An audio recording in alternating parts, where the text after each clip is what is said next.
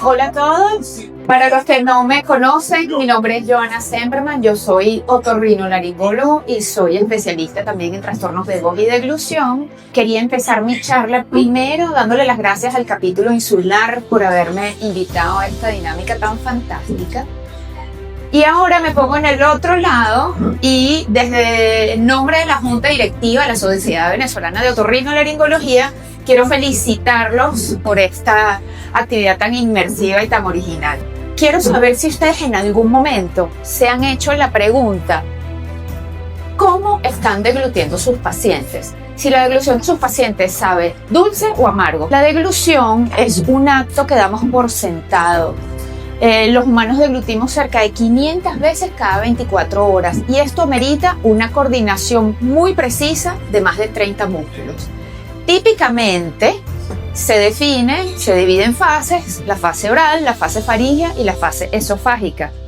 Pero nosotros que hacemos deglución, dividimos la deglución en 5 fases. Tenemos la fase anticipatoria oral, que es cuando el paciente huele el alimento y lo ve, y de hecho esto manda una señal al sistema nervioso central y esto produce una modificación en la composición de la saliva. Si el alimento es ácido o si lo percibe ácido, entonces va a aumentar la concentración de bicarbonato.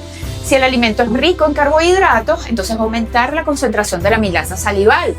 Y si el alimento es seco o fibroso, entonces aumenta la viscosidad. Una vez que el paciente lleva el alimento a la boca, entonces damos inicio a la fase preparatoria oral.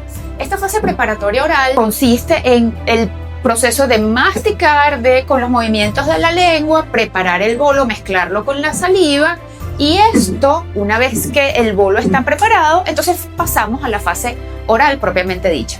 La fase oral de la deglución consiste en que los músculos de la lengua, que son muy poderosos, empujan el bolo hacia arriba contra el paladar blando y logran la propulsión del bolo.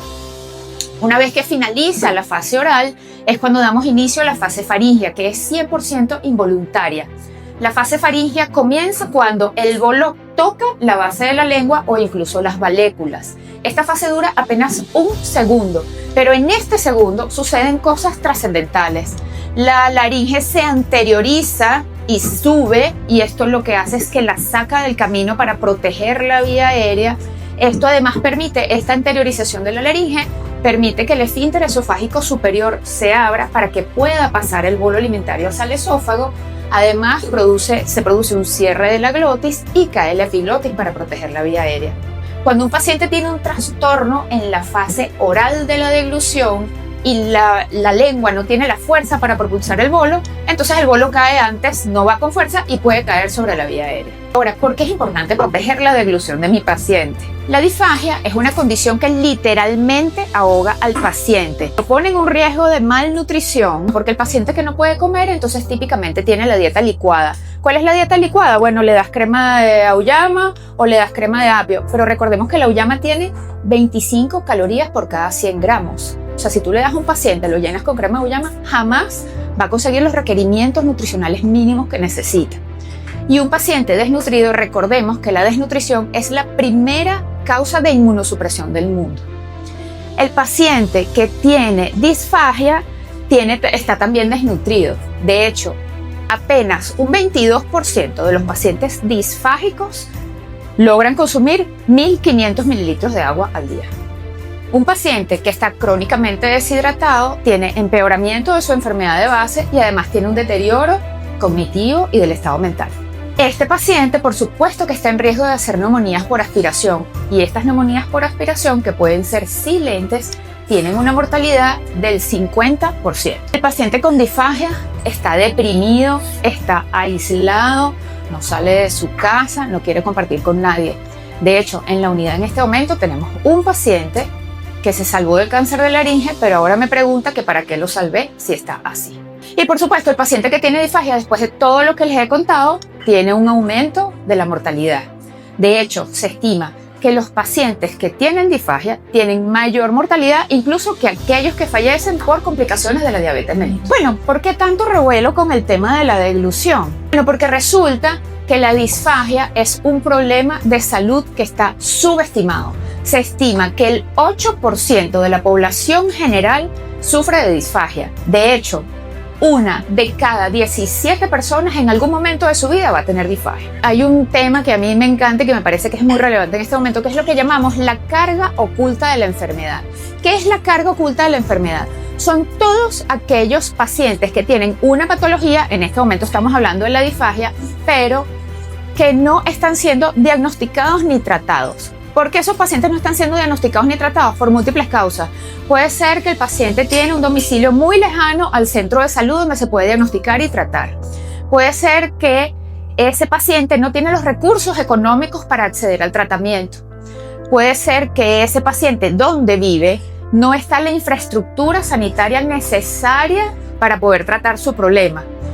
Y en el caso de la disfagia, que es lo que a mí más me preocupa, es porque los médicos lo subestimamos, no la sospechamos y no estamos diagnosticando a los pacientes. De hecho, en el caso de la disfagia, un 90% de los pacientes que tienen disfagia no están diagnosticados y, por supuesto, mucho menos tratados. Porque de la población hospitalaria de cualquier institución sanitaria, se estima que el 50% de esos pacientes tienen disfagia.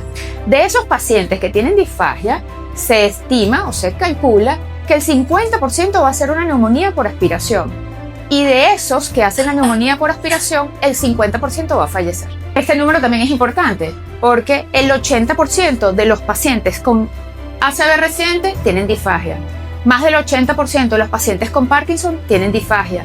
Cerca del 80% de los pacientes con Alzheimer tienen disfagia. Cerca del 80% de los pacientes con esclerosis lateral amiotrófica tienen disfagia. Y si nos vamos al otro extremo de la vida, el CDC indica que el 1% de la población infantil tiene disfagia. Y en estos pacientes, el 80% de las aspiraciones son silentes. Eso significa que no hay ni tos ni signos de ahogo que nos pudieran alertar. La disfagia no se trata con dieta licuada y tampoco se trata colocando una sonda nasogástrica. La disfagia hay que sospecharla, diagnosticarla y tratarla. Ahora, ¿cómo sospechamos la disfagia? Bueno, primero tenemos que tenerla en la mente. Tenemos que preguntarle a nuestro paciente cómo está comiendo. ¿Estás comiendo? ¿Te atoras con la comida? ¿Puedes comer los sólidos? ¿Puedes comer los líquidos? Tanto en los niños como en la tercera, ¿hay algún alimento que no se quiera comer? Porque el paciente cuando se ahoga empieza a tener aversión al alimento.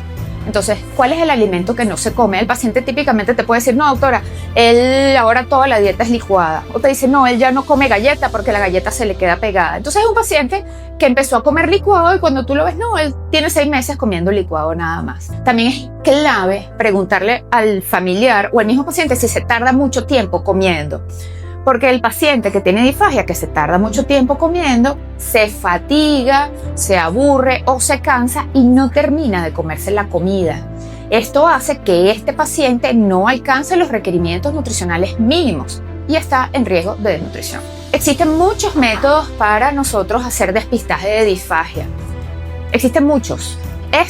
Para mí es el más sencillo. Este es el IT-10 o IT-10, que está perfectamente validado al español y es un interrogatorio autoadministrado, lo debe responder el paciente, donde el paciente solamente debe hacerse 10 preguntas. Esas preguntas van evaluadas del 0 al 4, donde 0 no hay ningún problema, 4 supone un problema severo y son múltiples preguntas. Por ejemplo, me tardo mucho comiendo, comer para mí es estresante, me duele al comer, me cuesta comer lo sólido, supone un esfuerzo extra, etc. Cuando un paciente responde a tu cuestionario y ya tiene 3 puntos, eso significa que este paciente está en riesgo de padecer disfagia y que debemos referirlo a una unidad especializada. También está el PEDI-IT-10, que es el pediátrico y que está perfectamente también validado al español. Son 10 preguntas, son muy parecidas a las del adulto, también el puntaje va de 0 a 4 y en este caso, más de 4 puntos significa que el paciente debe ser referido a una unidad especialista en disfagia. Ahora, ¿cómo le diagnosticamos? Una vez que el paciente con riesgo de disfagia nos llega a la unidad, nosotros trabajamos en equipo porque la disfagia definitivamente no la puede tratar una sola persona. Nosotros lo que hacemos es que hacemos un interrogatorio y en ocasiones el paciente tiene que venir a una segunda consulta.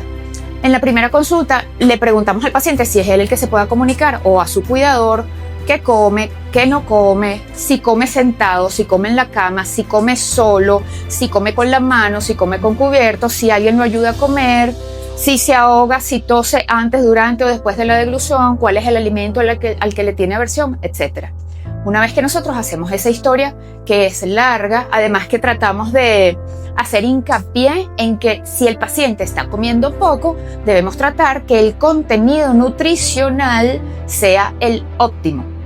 E insisto, pues que no coma la crema de apio y la crema de uyama, sino que tratemos de meterle pues más proteínas a ese alimento, porque este paciente está además en un estado catabólico y se está desnutriendo. Una vez que nosotros hacemos ese interrogatorio, pasamos a la exploración. Tenemos dos formas, dos estudios que son complementarios de examinar a un paciente con disfagia. Uno es la evaluación endoscópica de la deglución o videodeglutoscopia, y el otro es la videofluoroscopia. La evaluación endoscópica de la deglución, cuando nosotros tenemos el paciente con disfagia, este paciente, más que saber qué come o qué no come, nosotros nos orientamos en hablar de las consistencias. Consistencia líquido fino tipo agua, espeso tipo néctar, líquido tipo miel, consistencia pastoso, semisólido o sólido. Entonces, lo que hacemos es que estos alimentos los teñimos con colorante azul, colorante vegetal, nunca con azul de metileno, porque el azul de metileno, si es aspirado, produce una neumonitis química, y entonces le vamos dando al paciente el alimento y nosotros lo vemos a través de una camarita que ya les voy a mostrar. Este estudio, como les comenté, siempre trabajando en equipo, nosotros lo hemos hecho en el domicilio del paciente cuando está crónicamente enfermo, lo podemos hacer en la consulta o incluso lo hacemos en hospitalización. Entonces le vamos dando el alimento con el colorante, y esto es más o menos lo que se ve. El paciente, primero, que tiene un éxtasis salival, que eso es patológico, no está logrando contener el bolo alimentario dentro de la boca y se le está escapando. Se le está escapando, pero se le está yendo hasta el infinito y más allá, porque el paciente ni siquiera se está dando cuenta que está aspirando ese contenido, no se está defendiendo, él no sabe, y eso llegó hasta la tráquea, facilito, ustedes lo ven. Entonces, pasa mucho que el paciente que estuvo hospitalizado se va para la casa, está flaquito y le dicen, no, bueno, coma, que coma. Ese paciente tiene que comer, que está muy flaquito. Y este paciente está come y no se da cuenta, ni él ni los familiares, que está aspirando el contenido alimentario. El otro estudio, que es este, es la videofluoroscopia. En vez de teñir con el colorante, nosotros lo que lo hacemos es que lo teñimos con el sulfato de bario, con el medio de contraste. Esto lo hacemos en la unidad de radiología. Fíjense cómo el paciente está aspirando completamente el contenido y el contenido le está llegando a los bronquios. Yo diría que si hacemos un poquito de énfasis, le está llegando hasta los alvéolos todo el contenido que está ingiriendo este paciente. Este paciente no se está enterando de que ese alimento llegó hasta ahí. No está tosiendo, no se está defendiendo. Ahora, ¿cómo la tratamos? Bueno, pues la disfagia tiene 3 pilares de tratamiento. Entonces, el primer pilar es el pilar etiológico. Debemos tratar de resolver la causa siempre que se pueda. En los pacientes, por ejemplo, con enfermedades neurológicas, no siempre se puede. El siguiente pilar es el pilar nutricional. Pues entonces, si la alimentación por vía oral no es segura, nosotros siempre recomendamos una vía alterna de alimentación como una gastrostomía. En ocasiones el paciente puede alimentarse por vía oral, pero por vía oral no logra alcanzar los requerimientos nutricionales mínimos.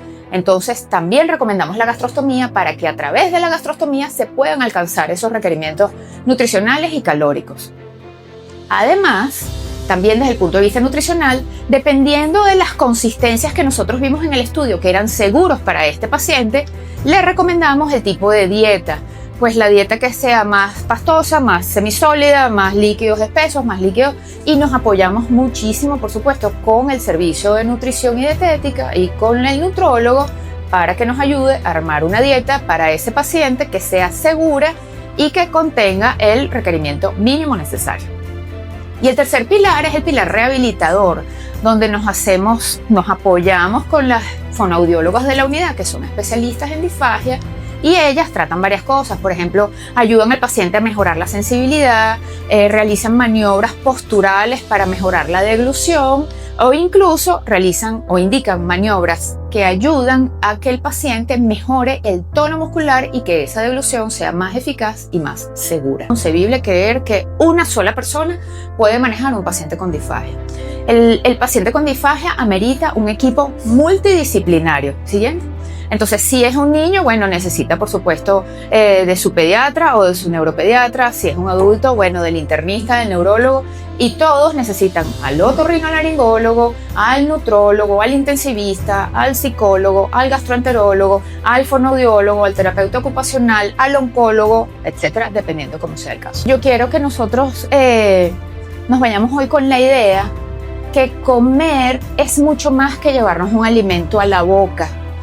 El acto de comer tiene un impacto emocional grandísimo, nos trae recuerdos de nuestra familia, de nuestra infancia. Es inconcebible pensar que nosotros nos vamos a reunir con alguien y no nos vamos por lo menos a tomar un café. Siempre decimos, vamos a vernos, vamos a tomarnos un café, vamos a merendar, así nos ponemos al día. Hasta en los velorios mínimo se da café. Entonces, el paciente que tiene disfagia no sale, no comparte, está aislado, está deprimido, porque recuerden que nosotros comemos por lo menos 3 veces al día. Entonces, yo quisiera que nosotros ahora, pues después de que hemos visto esto, nos hiciéramos la siguiente pregunta. ¿Qué estoy haciendo yo para que la deglución de mi paciente sea dulce y placentera y no sea estresante y amarga? Porque no es lo mismo comer esto o comer esto que comer esto. Este es el equipo especialista en manejo de pacientes con disfagia. Nosotras estamos en la unidad de otorrinolaringología del Hospital Clínicas del Este. Pues atendemos adultos, atendemos niños, tenemos a nuestras fonoaudiólogas que son realmente extraordinarias. Es un equipo del que realmente yo me siento muy orgullosa de formar parte y que somos 4 corazoncitos que llevamos el mismo ritmo cardíaco. Muchas gracias.